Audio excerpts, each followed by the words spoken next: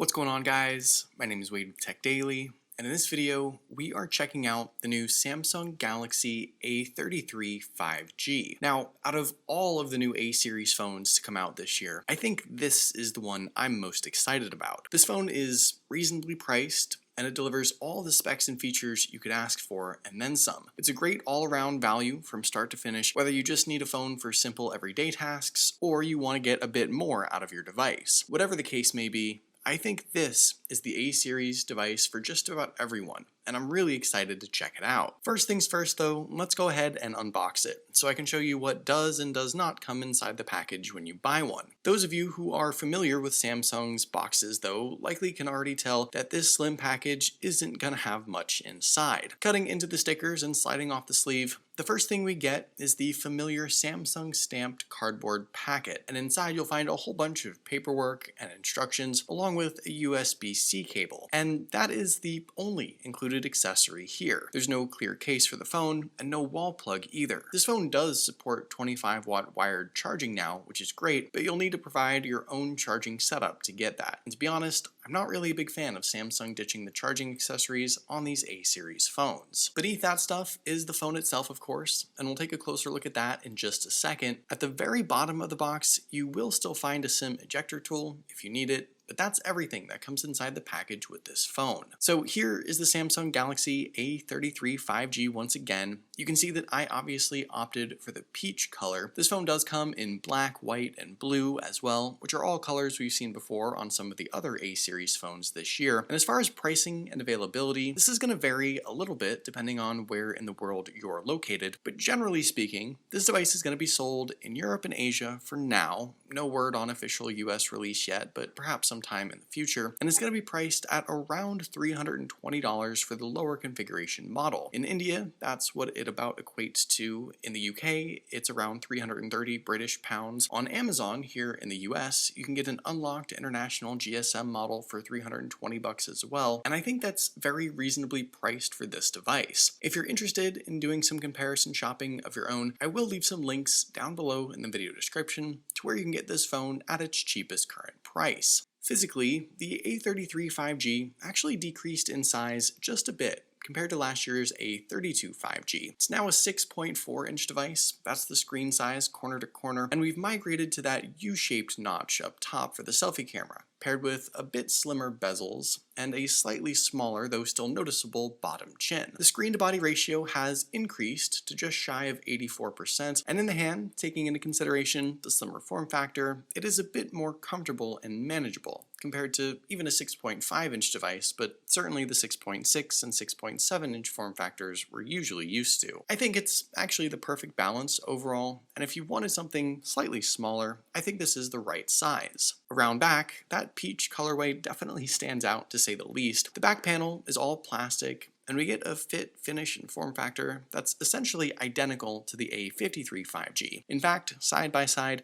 you can barely tell the difference at all. That smooth matte plastic rear is paired with a metal-like frame, which on this phone almost looks closer to rose gold. I think I like the color of the edges more than anything else, but all in all, this is a very unique color combination. And by the way, this phone does get an official IP rating now. It's IP67 water and dust resistant, which is great to see. Taking a closer look around at everything else, nothing at all on the left side of the phone. On the right side, we've got the usual volume and power buttons. Up top, this device still has dual SIM and SD card tray for expandable storage. By the way, 128 and 256 gigabyte configuration options for this phone this year. Towards the bottom, no headphone jack, unfortunately. The USB-C port remains in the center, next to the downward-facing speaker, and there's an additional secondary speaker in the earpiece, which is another big plus for this phone, just above that selfie camera. And around back, 4 different camera lenses, which I'll go more in depth with in just a minute. Underneath the screen is where you have your fingerprint sensor. This is not the flagship caliper ultrasonic sensor, but what we do get, I think, is still pretty good. It feels relatively fast and accurate once you nail down the placement, and while I'd usually prefer the side button setup, I'm just glad to see the fingerprint sensor at all on this phone. Speaking of the display, this I think is the selling point for the A33 5G this year, and it's the thing that absolutely separates it from the lower tier A series phones like the A13 5G and A23. The 6.4-inch setup on this phone is a Super AMOLED panel coming in at that full 2400 by 1080 resolution, around 411 pixels per inch, and it is a 90Hz refresh rate panel as well. You guys have probably heard me talk about this before, but this to me is the perfect trifecta of screen features for a sub $400 smartphone, and I couldn't ask for a better setup. The Super AMOLED screen delivers a bold, bright, and very colorful look for all kinds of content. The 1080 resolution is plenty sharp, even for a screen at this size. You're not going to see a single pixel, no matter how close you're looking. And the 90Hz refresh option gives you a slightly faster, smoother response with all your taps and touches. It does make the phone feel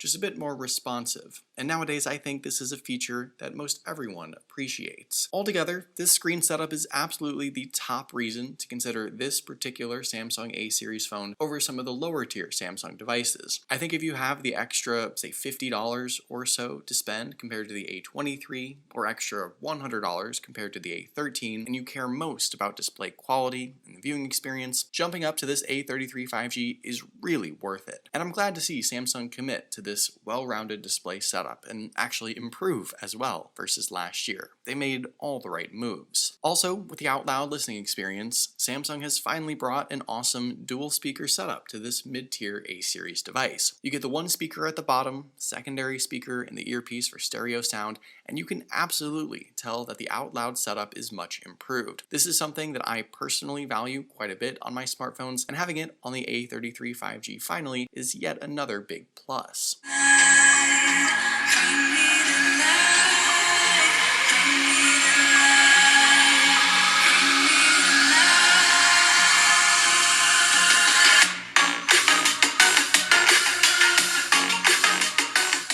Inside, this new A33 5G is powered by a brand new Samsung designed chipset. It's got the Exynos 1280 paired with either 4, 6, or 8 gigs of RAM and 128 or 256 gigs of internal storage, with that SD card slot I mentioned earlier. And while I think we're all usually pretty skeptical of Samsung's Exynos SoCs, the initial impressions of this new mid-tier chipset have been very positive. Here are the Geekbench numbers for those of you who care, but just playing around with this phone out of the box here for a bit, it seems to me like the Exynos 1280 is a very smooth, very capable chipset. Now, initial impressions are one thing. I'm absolutely going to push this phone quite a bit harder in the coming weeks to see what all it can actually handle, and if there are maybe any performance issues or overheating concerns, which seem to plague those Exynos processors pretty often for whatever reason. In the meantime, if you have this phone already, let me know your experience thus far from a performance perspective. I'm definitely curious to hear your thoughts. To me though, this looks like a pretty solid upper mid-tier setup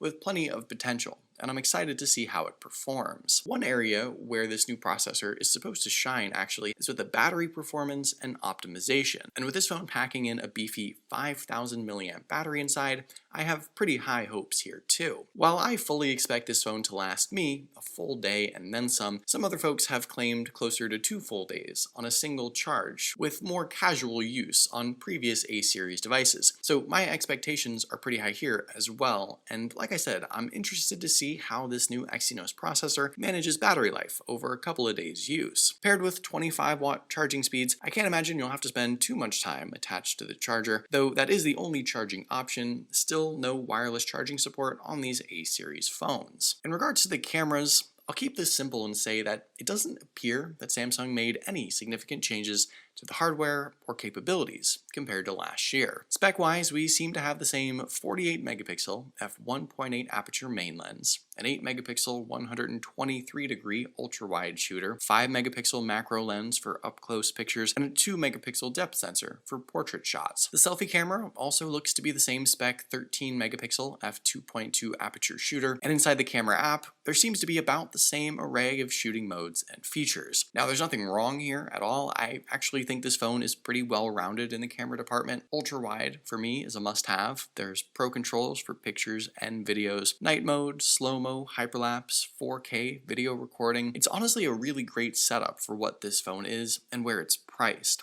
I guess I just wish there was something here that was new and improved, and considering how much time these phone manufacturers are spending on camera setups nowadays, it's sort of surprising to not see any changes at all. With these quick camera samples though, I actually think the pictures themselves look really good. The selfie images in particular are super well balanced. They're colorful without being overdone, there's no issues with white balance, tons and tons of detail when you start to look more closely. I don't know if Samsung maybe improved the image processing somehow, or maybe the Exynos chipset is doing more work here, but I really like what I'm seeing. The rear lens setups also look pretty good. I'm once again a bit more orange than I think I am in real life, but all in all, tons of potential here with the camera setups on a phone like this. I think you're getting tons and tons of value, honestly, and I'm really excited to put this phone to the test and see what it can do. Altogether, if you're looking for specifically a Samsung smartphone, a new one from 2022, and you want something well-rounded with plenty of specs and features, but well within a budget price point, I think you should seriously consider this A33